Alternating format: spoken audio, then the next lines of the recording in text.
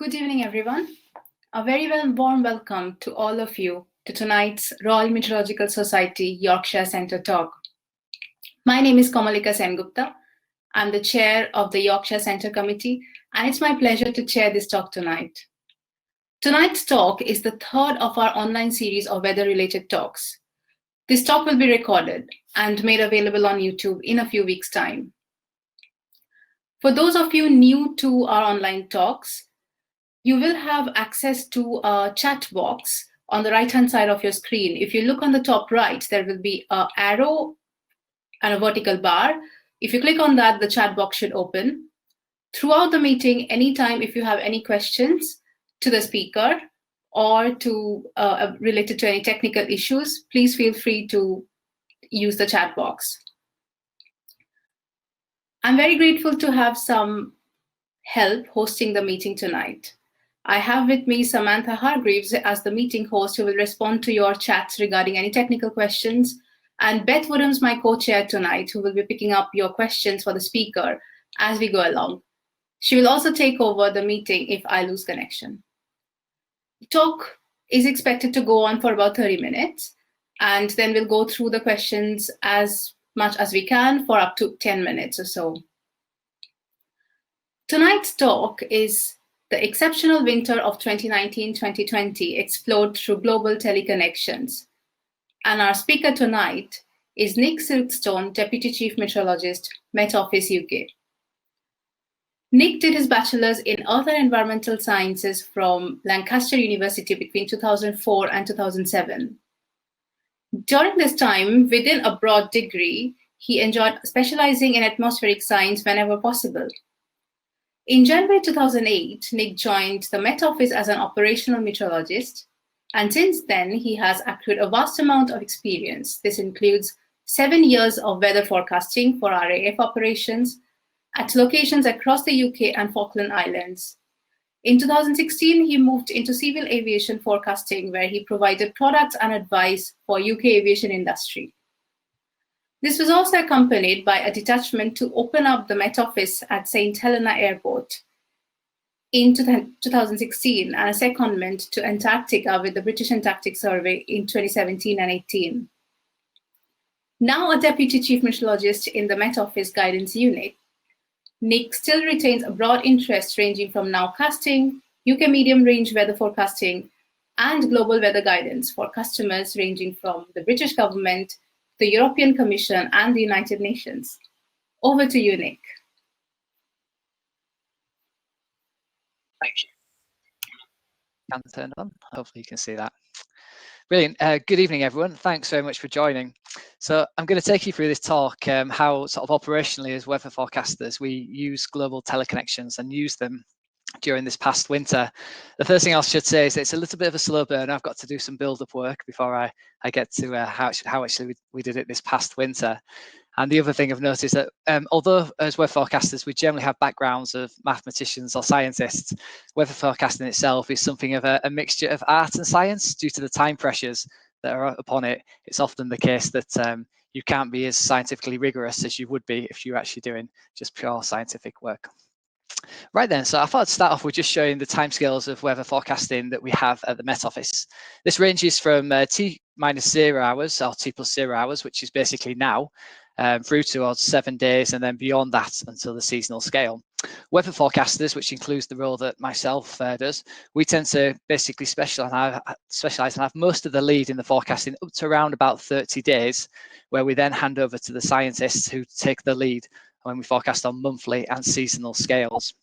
In my role, I do the extended medium range guidance, which goes from 7 days in the future to 30 days. And this is the period really beyond 7 days onwards where teleconnections become of use when used alongside NWP. So to start off then, I thought I'd just go into what is a teleconnection. So simply, the definition is a linkage between weather changes occurring in widely separated regions of the globe. For example, here, when an area A is dry, B is wet, and likewise A could be hot and B could be cold. It represents that connected nature of the atmosphere's circulation. But many of these simple teleconnections, as you can see, are almost chicken and egg. One is true because the other one is true, and it has very little predictive ability. One thing that you often hear quoted for the UK and Northwest Europe in general is the impact of the North Atlantic Oscillation, particularly during the winter time of the year. This oscillation, which I'll go on to describe in more detail shortly, has quite a big impact on the amount of precipitation we receive in winter across Northwest Europe and the UK, as you can see by this map in the top right, and an even higher impact upon the temperature that we experience over the winter, as you can see by the map indicating the lower left, with the orange and red shades indicating where there's a high correlation. So simply put, the North Atlantic Oscillation is the pressure difference between the Iceland low and the Azores high. When we have a positive NAO, you have a deeper than usual area of low pressure close to Iceland and a higher than usual area of pressure near the Azores. This leads to stronger westerlies, both in the lower troposphere and highest troposphere, such as at jet level across the Atlantic, and steers this storm track. Oh, I think somebody's got their arrows going, sorry. There we are. Steers the storm track across the northwest of Europe, including the UK, which tends to give ourselves a mild wet winter here, and they have generally a mild dry winter in the Mediterranean regions of Europe. Conversely, a negative NAO is the opposite of that, so it's a higher than usual low, so a less deep low in the region of Iceland, and a lower high, if that makes sense, than usual across the Azores, which tends to steer storm tracks towards the Mediterranean and allows an ingress of cold, drier polar maritime air at times across the UK and much of Northwest Europe. This is just to show you the relationship it has. I've done this for all months. I've basically normalized both data sets for this period between 2010 and 2020 with the central England temperature, which is basically an average temperature for England with a triangle roughly from sort of Lancashire, London down towards the southwest versus the NAO. And you can see that particularly during winter, there is a really strong correlation. So some of these record negative NAO months in blue here, you can see December 2010, which was a month that will stick in the memory for a long time. It was exceptionally cold and very snowy across pretty much all the UK. March 2013, another exceptional low month of temperatures, with winter almost continuing into the spring. And then at the opposite end of the scale, a positive NAO and a very high CET, so high temperature month, was December 2015, where we had an abundance of flooding, including that which destroyed the bridge of the River Wharfe at Tadcaster. So as I was saying, the NAO, when it's strongly positive, it evidently leads to a very mild and wet winter for ourselves. But as a teleconnection, it's linked instantaneously. So it has very little sort of predictive help for ourselves as a weather forecaster. So what we look for, have been looking for the last 10 years or so in terms of using teleconnections, is something that has a delayed link. So when condition X, for example, down here on the bottom is true, at a period of weeks or months, it makes outcome Y makes outcome Y more reliable. And that's something that we've just pushed for in the last 10 years or so. And there's been an increasing abundance of studies that have shown in the last decade that events in the tropics do actually lead to delayed outcomes in the mid-latitudes at greater range. So one such thing is something called the Madden-Julian Oscillation and how this is linked to NAO phase. This graphic takes a little bit of explaining.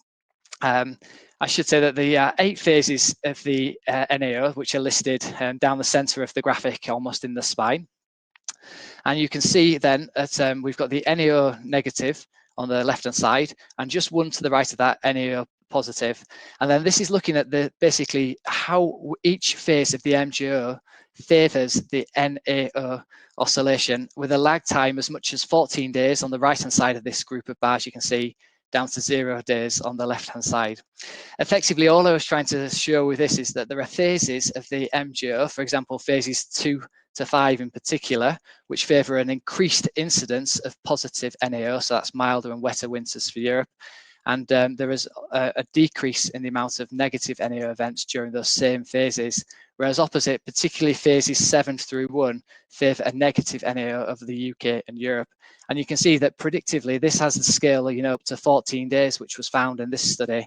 And subsequent studies in recent years have actually found that you can extend this onwards and give you some predictability up towards 30 days. So what is the Madden-Julian Oscillation? So effectively, if you look in the tropics in and around the equator, and you basically do the shallow water wave equations on the equator with some simplifications applied, you theoretically get a various various waves that can exist. Some of these move westwards, such as the MRG and TD, which are basically mixed Rossby gravity waves. You can see in this box here, and equatorial Rossby waves, where others move eastwards at varying speeds, such as Kelvin waves and something called the MJO. The colours in this graphic actually show basically outgoing long wave radiation, which has been filtered by satellite data to show where these theoretical waves actually exist in the real atmosphere. And so you can see there's a clear sort of positive and Kelvin waves with a 6-day frequency. But by far the most dominant mode in these is something called the MJO, which moves steadily eastwards with a very low wave number between 30 and 60 days. So as this moves eastwards, effectively it's an area of enhanced convection. So it has a positive phase where it enhances convection on the equator and also suppresses convection in a negative phase at other parts of the tropics. Trying to work out what it looks like and find a diagram is pretty tough. I found this simple schematic, which is true of both a Kelvin wave and MJO. Effectively, one's just the same as the other, but the MJO has a much lower frequency with a wave number of only 1, just to see how it looks. So it's effectively bounded against something. In this case is the equator, which is represented by this wall you can see here. The wave propagates eastwards along the equator, and ahead of it we have a phase of ascent in the atmosphere, and that induces on the surface surface wind convergence on the equator. You can see here by this red dot. Likewise, behind it we have the descent and divergence phase, which favours, say, less or reduced convection. It's also trapped on the equator, as many of these waves are, as the Coriolis force is the restoring factor of this. So as latitude increases, the impact of the wave much reduces. So this is what the various phases look like then. So this graphic shows, again, outgoing long wave radiation, but this time anomalies. So this is basically what radiation is seen from Earth by a satellite. If there's a negative anomaly, it's effectively seen less than normal, which means that it's basically got big, tall thunderstorm clouds, which have got very cold, icy cloud tops on them. If it's warmer than normal, it's seen more of the hot ground or the lower levels of the atmosphere. So you can use it as a proxy of where basically convection thunderstorm activity, for example, is more prevalent than usual or more suppressed than usual. So you can see we start here with phase 1 with across the Western Hemisphere through parts of South America, the Atlantic, Africa, into the Western Indian Ocean. There's an increase in the amount of thunderstorm activity.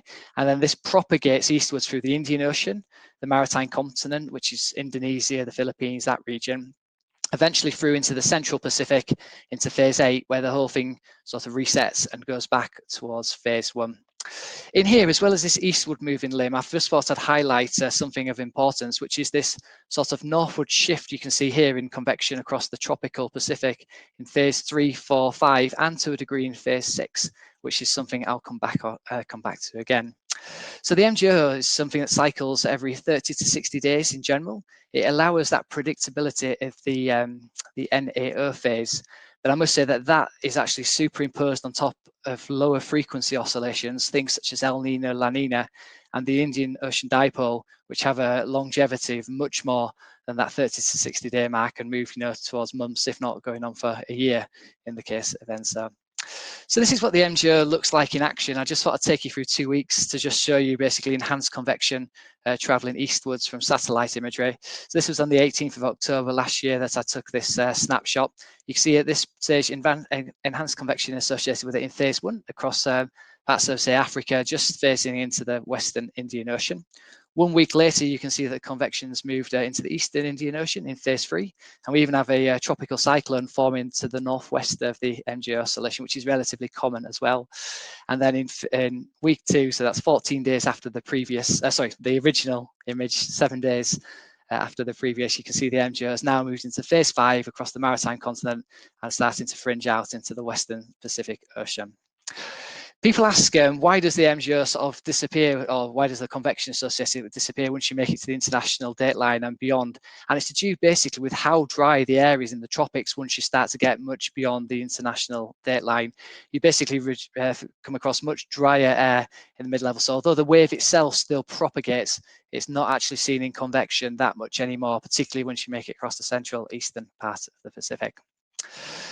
So we asked the question then, how do the tropics start to impact the mid-latitudes at longer time scales?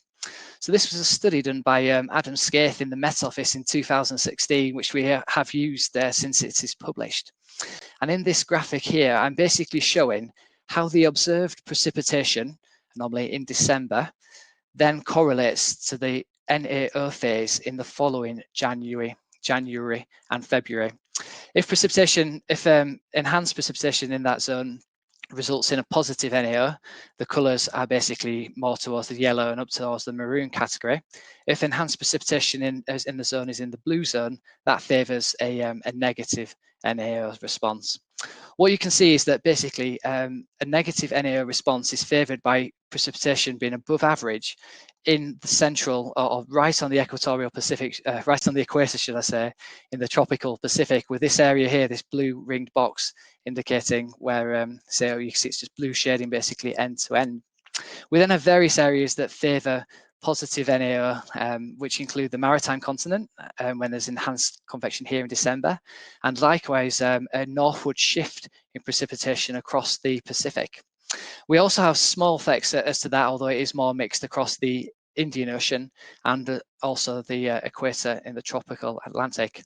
This is interesting because this study allowed us to basically look at observed precipitation in December and infer something from it in terms of 1 to 2 months ahead, so the phase of the NAO in January or February the following year. So how does that play upon it? It's quite tough to describe, but effectively there's something called the subtropical jet, which runs across, well, around the whole world, but is very strong across Asia and the Pacific during the Northern Hemisphere winter. This is just showing the flow at 200 millibars or 200 hectopascals between December and February, and its rough latitude, that's from climatology from 1981 to 2010. You won't quite see the polar front jet on this because the elevation I've picked here is well above the height at which that happens. But basically, convection in the various regions that I've mentioned results in quite strong upper level divergence, so air pushing out and away from the equator where that is, and that actually impinges upon the subtropical jet stream and basically favours it sort of getting into certain configurations. Those configurations, or wave patterns as we would call them, are then able to exhibit forcing on the polar front jet stream, the one that affects our weather, and then that is what causes different convection in different areas of the tropics to favour different jet stream patterns across the northern hemisphere too. So this is beyond my understanding and ability to explain, to be honest, in 30 minutes, but this is just showing Rossby wave packets, or these areas of energy from the perturbed jet, and how they propagate. You can see away from the tropics and enhanced convection here through the subtropical jet up into the northerly mid-latitudes during winter, when strong westerly winds are found for all heights. So talking about low frequency patterns, last winter we had a record, what's called Indian Ocean Dipole, or IOD event. It was a record positive. So this is like a baby brother to ENSO. Last year we had a positive event, which means it's much warmer than normal waters in the western part of the Indian Ocean, and slightly cooler than normals across the eastern area around the maritime continent. You can see basically at the time we produced the winter forecast in November last year, the IOD positive event was going on at basically its strongest ever recorded value. It always trends to neutral as you go basically into the new year, does the IOD, because the trade wind patterns in the austral summer, or our winter in the UK, no longer support the dipole existing. So we look at the impact of the IOD upon tropical rainfall patterns in December at all positive IOD years. You can see that you've got this nice seesaw effects in the Indian Ocean, with above average precipitation represented by the blue and purple colours in the central and western parts, and below average precipitation across the eastern parts, including across the maritime continent. However, you can also see that it's got basically very enhanced precipitation along the tropics, or along the equator in the tropical Pacific. This is because it's not uncommon for positive IOD years to correspond with positive ENSO years, or El Nino years, which basically masks the signal. However, the number of years do get smaller, but if you do filter further and knock out basically these events when IOD is positive, when we've got IOD positive but without a positive ENSO state, you still get this seesawing effect, although to a slightly lower magnitude across the Indian Ocean. And significantly, you can see that it results, or tends to result, in a northward shift in precipitation on convection in the Pacific Ocean, which leads towards a greater likelihood of a positive NAO state coming into existence on that month, and then the following couple of months via that via the post that I showed you with Adam Scaife's paper. So that sets us up nicely then. So last winter, even as we were running into December, observations alone suggested that we were likely to see that the IOD was likely to see that precipitation patterns in the tropics in December favour a continuation of a positive North Atlantic oscillation, which means milder and wetter winter for ourselves in the UK and Northwest Europe through the winter. So in addition to just the observations alone, we also have numerical weather prediction, and that actually does seasonal forecasts as well. So here, for example, I think I just check which order I've put these in. Brilliant, that's it. October's the first one I want. Here we've got ECMWF's current formulation of their seasonal model, and they basically run it in hindcast. So they're looking back between the years of 1981 and 2016, giving the model and its various ensembles the actual data that it could get in October of all those years, then looking how it performed in its forecast between the months of 2 and 4, so November and January, to see basically how reliable is it. Where it's skillful, in this case I've just shown mean sea level pressure, basically it's shaded yellow to reds again, and where there's negative skill, it goes basically in the blue shades with them ever deeper. You can see at this stage it's incredibly skillful in the tropics with mean sea level pressure and many other of the variables that you can plot on here. And this is because often by this point of year, it's relatively clear what ENSO state we're going to be in, so El Nino or not. And likewise, it's often clear what IOD state we're going to be in. And those two things between them dominate the weather across the tropics and mean that seasonal forecasts started at this time have exceptional skill across those regions. You can also see that it does actually have some skill with the North Atlantic oscillation as well, with it having a small positive skill area across the North Atlantic, which is something to savour. I should add I picked October and November to January because this correlation is reduced if you look at November predicting between December and February, and I think that has to do with the influence of the greater influence of southern stratospheric warmings and the sort of how they can shake everything up come the late winter. I just thought I'd throw this in as a flip side to show you why we struggle so much in summer. So this is a forecast started in April, looking between June and August. Like again, the skill in the tropics is high, but not as high at this stage because we're often going through what we call the spring predictability barrier, where ENSO is basically in flux. It's unsure whether it's going to go one way or the other, or an event's going to wane or deepen. And the IOD of the year is also not set up at that case. Just of interest, though, how we sort of score with the mean sea level pressure anomaly of the North Atlantic, you can actually see that this model of the hindcast period actually showed a little bit of negative skill, meaning that often the forecast or the reality turned out in slightly a different direction to the forecast was suggesting. So taking these again, then, so we know there's some skill in the extratropics during this time. Our team was able to look at how the various NWP models were performing or what they were suggesting this coming winter. So this is something which is basically a super ensemble which combines the ensembles of many forecasting agencies, including the Met Office, colleagues in France, Germany, and other European colleagues for this previous winter.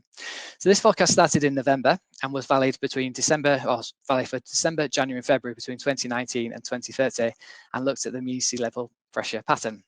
It quite nicely showed a negative mean sea level pressure anomaly across the high Arctic, and a particularly negative one around Iceland with a slightly higher than normal mean sea level pressure pattern across the Azores.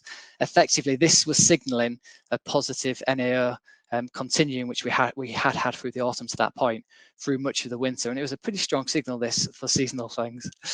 But we don't just take that alone. We also look how these models predict the evolution of, for example, of rainfall in the tropics, taking you back to those graphics that we had earlier and seeing how that fits with the ideas where we can take the high skill that these models show in tropical regions, and that then we can use to determine the likely outcome of the North Atlantic Oscillation in the Northern Hemisphere. So first thing to look at, we know that a negative NAO is favoured basically if precipitation in this equatorial region of the tropical Pacific is above average. This skillful forecast, which again was valid between December, January and February, you can see showed that below average precipitation was expected across the vast majority of this zone, signalling a lower than normal likelihood of negative NAO conditions being seen. The two strong areas that suggest positive NAO conditions are this northward shift in precipitation across the tropical Pacific, which was very much a tick in the box, and that was supported by NWP in the skillful tropics. But the other very strong area of note, which is enhanced precipitation across the maritime continent, was much more neutral as a signal. With the IOD and the various things it was doing to rainfall patterns, although these are more moderately strong in their impact, there was slight support for positive NAO conditions with the tropical Atlantic rainfall and the tropical Indian Ocean rainfall too. So this table, just a quick summary of basically all the teleconnections or some of the teleconnections that we considered before putting the winter 2019-2020 forecast together and their impact upon the weather. So I know this was a little bit controversial. The Americans declared it to be a very weak positive ENSO or El Nino event. The Australian Bureau of Meteorology chose neutral. Our feeling was that it remained probably on the neutral phase, so we thought it would have minimal or nil impact across the European weather. The IOD was strongly positive, and with how it sort of changes tropical rainfall patterns in general, that strongly supported a positive NAO through the winter. Likewise, the tropical Pacific rainfall, slightly the Atlantic, the maritime continent was neutral. And some other things we factor in, such as North Atlantic sea surface temperatures, also moderately supported a positive NAO. You see that there's always nothing ever all points in one direction. There's always a few things in there just to give you a little bit of chance of something else. And down at the bottom, the quasi-vernal oscillation, which is basically the direction of winds over the equator in the stratosphere. So this is above the troposphere where all our weather was. And this is easterly. When that's the case, it tends or can act as a drag on the stratospheric polar vortex, which increases the chances of something called a sudden stratospheric warming, particularly in late winter. And if that happens, that can increase the chance of a negative NAO, which can increase the chance of colder conditions to the UK. But both these two bottom ones, they're very much sort of percentages of percentages. And when you start to add them up together, the feeling was that on the overall winter pattern, a strongly positive NAO signal was very much supported. So we look at the actual forecast that the Met Office issued in November 2019. And I've just taken some extracts from what we described about temperature and precipitation. So you can see here that we did explicitly mention that the Indian Ocean dipole currently in its near positive record phase, and that basically having disrupting rainfall patterns across the tropics at large. That then exerts an influence on the European region, increasing the chances of mild westerly winds during the outlook period. Likewise, in the precipitation section, it references this area above, but during winter, the influence of global drivers, teleconnections, and UK weather patterns, etc., greater than usual likelihood of westerly winds bringing moisture from the Atlantic Ocean to the UK, and the outlook implies increased likelihood of impacts from high winds and heavy rainfall compared to what is normally expected at this time of year. So if we move on then to see how the winter panned out, it was indeed an exceptionally mild winter, the fifth warmest on our records for the whole UK, which date back to 1884.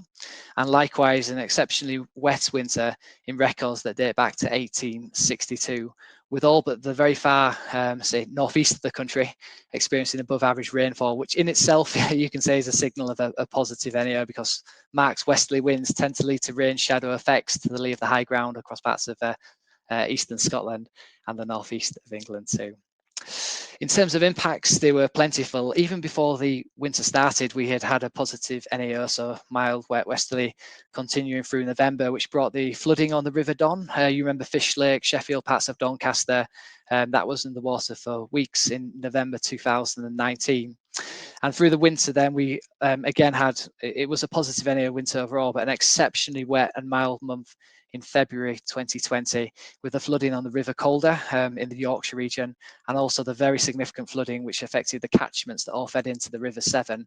That's a picture from Shrewsbury in February 2020.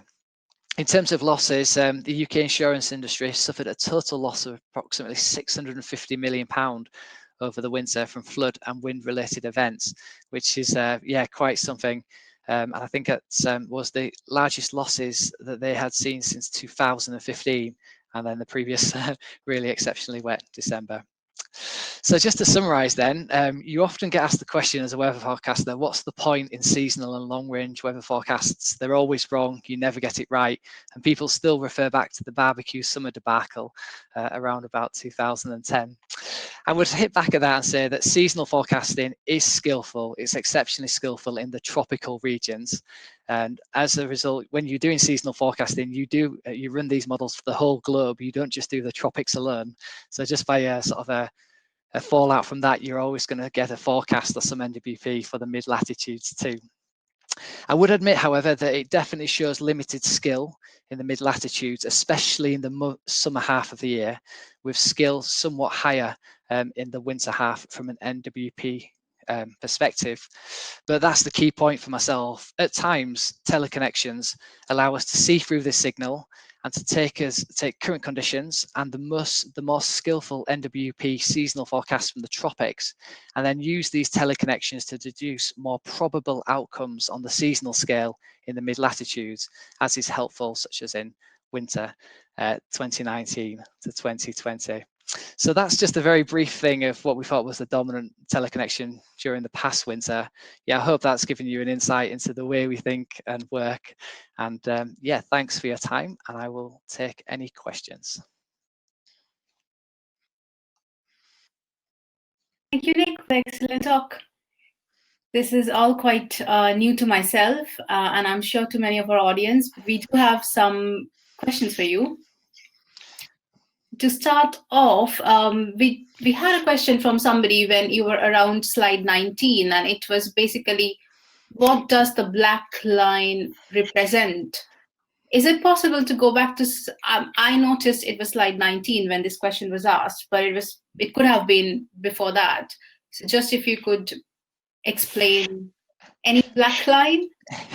There's a lot of black lines, I'm afraid. I'm not sure which one it is specifically, but we haven't got any more information from the person, so maybe we can just move on to the next one. Yeah, but apologies. I'm sure something is unclear, but I'm not sure which one you're referring to.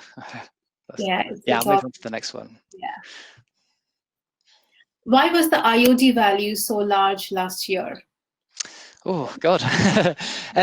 Yeah, I'm not 100% sure why it was so exceptional. I think the event was relatively well signaled by NWP that we were going to have a positive IOD year, and that in itself was something to behold, because it's often quite variable signal. For example, this year the signal has been between a neutral and a negative IOD, with various models doing different things. But it's a factor basically of the trade winds, isn't it, and insulation across the Indian Ocean.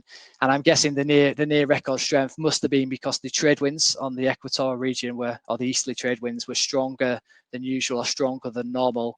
And that's basically what piles up the warm surface waters across the western part of the Indian Ocean or off the African coast, and allows this cooler water upwelling in and around Indonesia. So I'm sure it was related to trade wind strength, but it's one of those things, again, you can look probably to Africa, to beyond, and a whole host of things. But yeah, I'm not sure what more I can add to that. Right. Thank you, Nick. Edward asks, what was the possible influence of the stratosphere polar vortex and Arctic sea ice anomalies on the North Atlantic Oscillation or the polar jet stream in winter 2019-2020? Oh, good question. So this is one the seasonal team, they do consider sea ice, and they do it. There's even references to Siberian snow cover and things such as that. Well, this last winter, I honestly can't think off the top of my head. I remember looking at snow cover. There was positive and negative anomalies early in the season at various places. The sea ice, yeah, I'm not sure, to be honest. I'm not a huge expert upon that. Yeah, I'd have to say I'm sorry, I can't answer that question very well. It's all right. Thank you, Nick. Jim asks, hi, Nick. There was discussion of the AO in the past winter, perhaps especially in February when the teleconnections were weaker. What relationship is there to the NAO and teleconnections for the AO? Cool. So the Arctic oscillation, or the AO is basically almost like a difference between the North Pole or the Arctic region and the mid-latitudes as a whole, not just looking at the Atlantic European sector. Quite often it is the case that a positive Arctic oscillation will promote a positive North Atlantic oscillation too. So the two are often linked. You can occasionally get a setup where there is one's positive and the other one's neutral. Perhaps if every teleconnection is weaker. So I probably wouldn't say that teleconnections are weaker in February if the westerlies, and so the jet stream and the polar stratospheric vortex remain strong.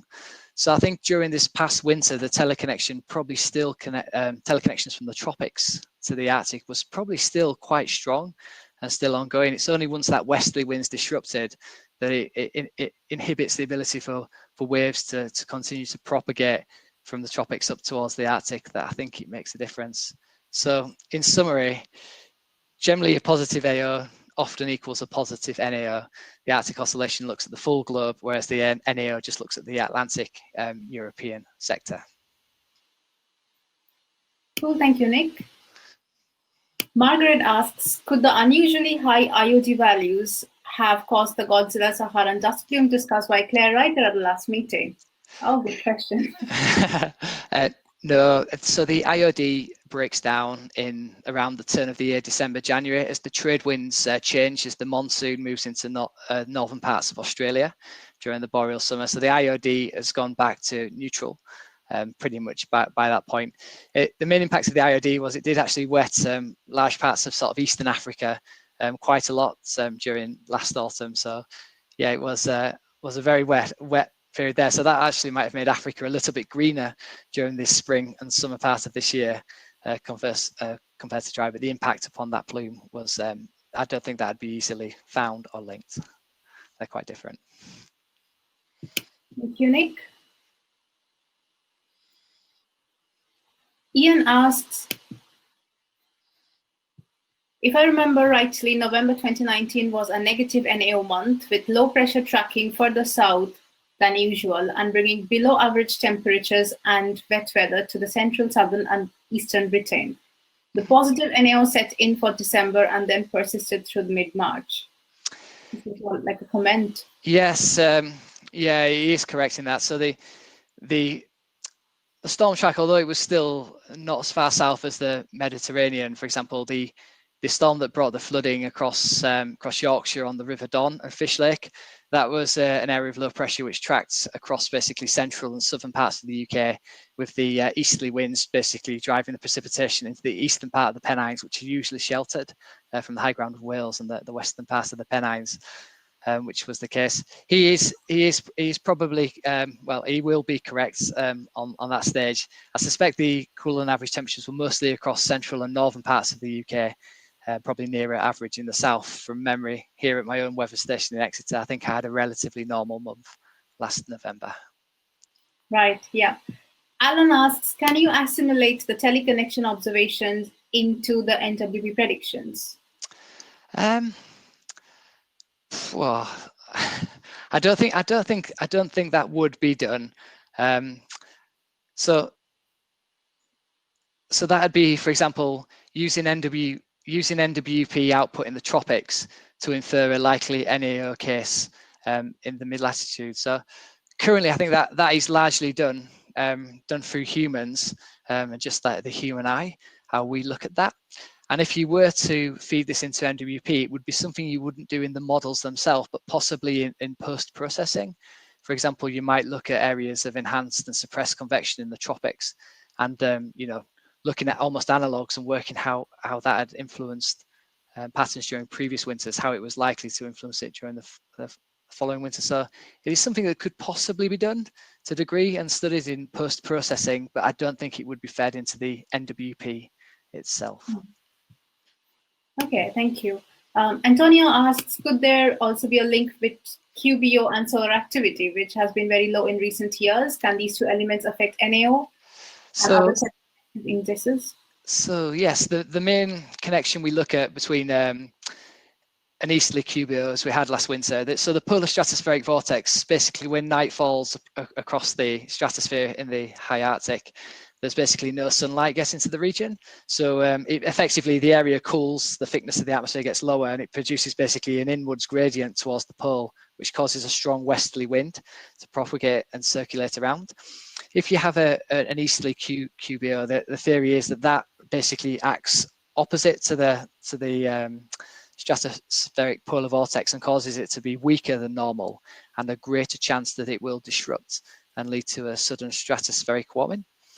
Likewise, low solar activity, I think, is linked, well, it is linked to sudden stratospheric warmings in a similar manner.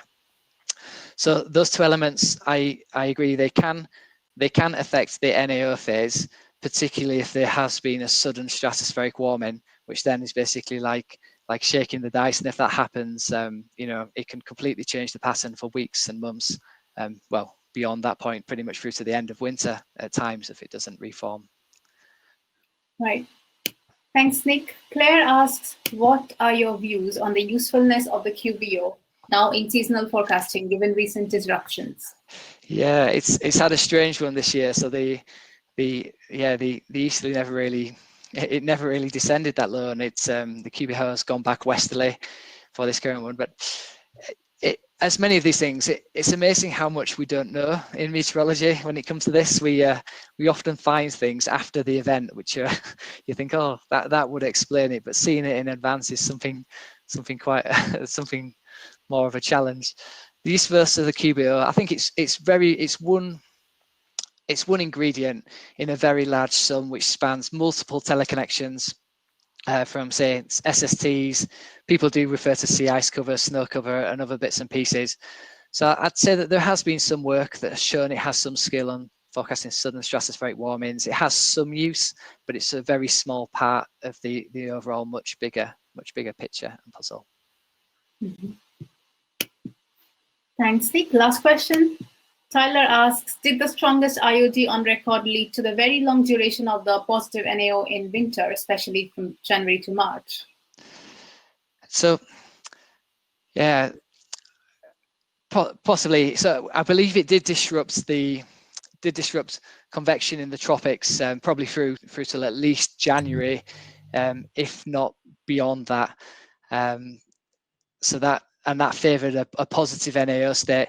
On top of the IOD, the MGO, which is that 30 to 60 day pattern too, will have also constructively interfered and destructively interfered with the IOD sort of setup of convection at a time. And it's often the case that multiple things can come together and reinforce each other to sort of promote that going onwards. So did it have an impact? I'd like to say I think so. It was well modeled. It was picked up by the models. It completely changed the output of or the outlook of convection and where precipitation was falling in the tropics, and that disruption appeared to continue throughout the winter. So I think it did have a big impact on this last winter. We thought in the Met Office anyway that it was probably the dominant driver which determined that we were likely to have a strongly positive NAO winter. As I was asking you the last question, 2 more came in. Do you want to quickly answer 2 more? Yeah, that's absolutely fine if you're fine with that. Yeah, just these 2. So Linda asks, can you explain more about the seasonal forecasts that are used in the Met Office? Were they actively used in operational forecasting for last winter?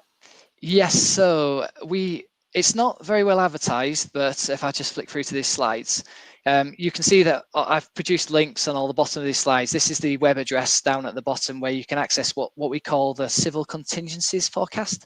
So these tend to be targeted at users, educated users, people like the Environment Agency, people who are basically planning for the winter onwards, and they're available via this address basically to anyone in the general public. Can I explain about how they're used within the Met Office? So We produce them once a month. The process is like a 3-day seasonal meeting event, where almost like the first day is the collection of all various bits of information into one massive presentation.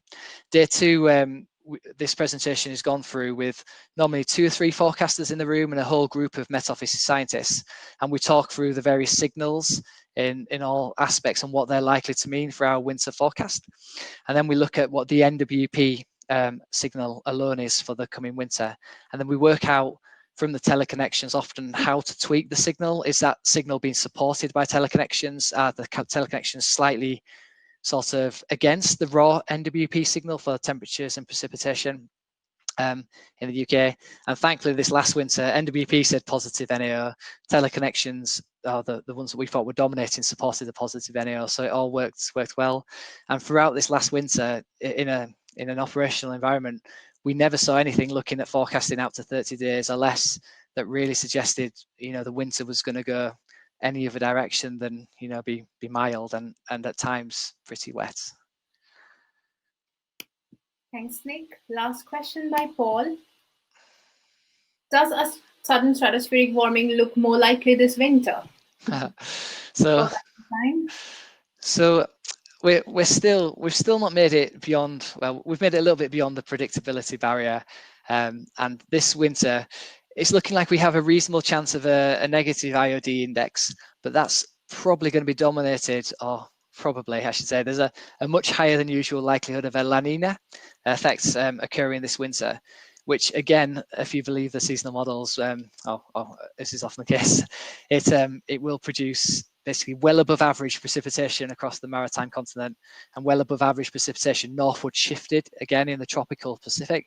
So La Nina winter tends to again favour a positive NAO winter. However, that when you look at other things such as the upper pattern, there is, although it's a great range, there is a slight signal this winter that there could be some more meridionality in it and it'd be less zonal and mobile, so the westerlies be less strong. So on the back of that, I'd say there might be a slight chance that a southern stratosphere is slightly higher this winter than last winter, but the various bits I've seen, again in my mind, although we've not made it to the autumn yet where La Nina and the IOD are fully evolved, the things that I've seen so far lead me to believe that more likely an overall slightly warmer and wetter than average winter is probably on balance more likely this coming year. Right, we'll be prepared for that. Yeah, southern stratospheric warming can always happen, and it can change things. But the bits I've seen so far, it's definitely not impossible. But I think a positive NAO winter, from what I've seen so far, would probably be slightly more likely than not, but not as positive as last year. We'd be lucky to get that January to March positive NAO stretch. Again, that was something quite exceptional. Cool. Thank you so much, Nick, for the excellent talk. It was all quite new for me as well and very interesting. And it was a pleasure listening to the talk, sharing the talk, as well as working with you in preparation to the talk. Can I encourage everyone to thank Nick using the chat box now, please? And on that note, I would also like to thank Clive Milhicks, who originally proposed this talk, and he couldn't be here tonight, but we are very grateful that he got Nick to do the talk for us. Before we wrap up tonight, I'll briefly pass over the screen to Sharon Stevens, Membership and Accreditation Manager, Royal Meteorological Society, who would like to say a few words on membership opportunity that the Society gives.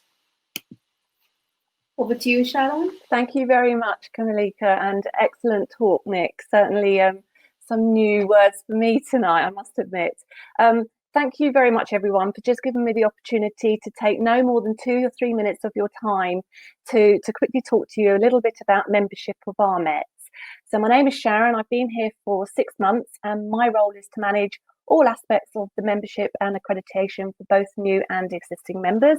So if there's any questions about how to join, or if you're already in membership and you might want to transfer between the different grades, or even just know more about the benefits, then by all means, please do get in touch. So the first thing I thought I'd just run through are our different grades of membership. So we have 5 of them. The first one is member. That's for anybody who is perhaps working in meteorology, or you might even be teaching, or a keen enthusiast. Then this standard membership would be the most relevant. We also have a student and early careers. So not surprisingly, it's for anybody either studying or if they've graduated less than 3 years ago and they've recently started in their career. Fellowships, which carries the post-nominals of FRMETs, is our highest level of membership, and the fellows are amongst the most knowledgeable and experienced. And then we have 2 professional grades of membership. The first one is chartered, which carries the post-nominals of CMET.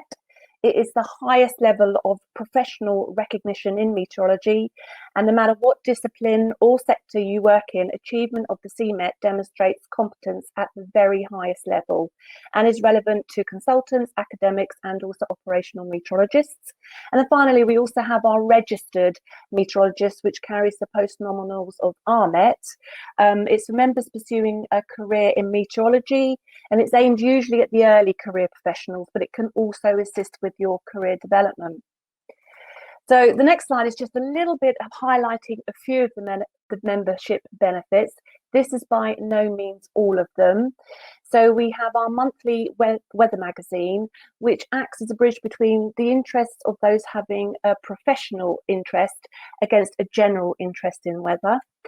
Then we also have our WIRES journal, which promotes high-level research, the meteorological applications, which we've abbreviated to METAPS, publishes papers on meteorological science, the Geoscience Data Journal works with data centres to improve data publication, and some atmospheric science letters, which provides shorter contributions in the field of the atmospheric and closely related sciences.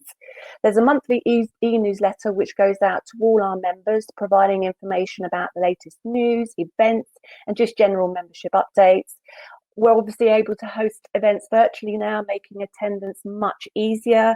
You'll obviously be aware of the local centres, but we also have special interest groups, for example, climate science, history and aviation, to name but a few. We offer various discounts on our books and events.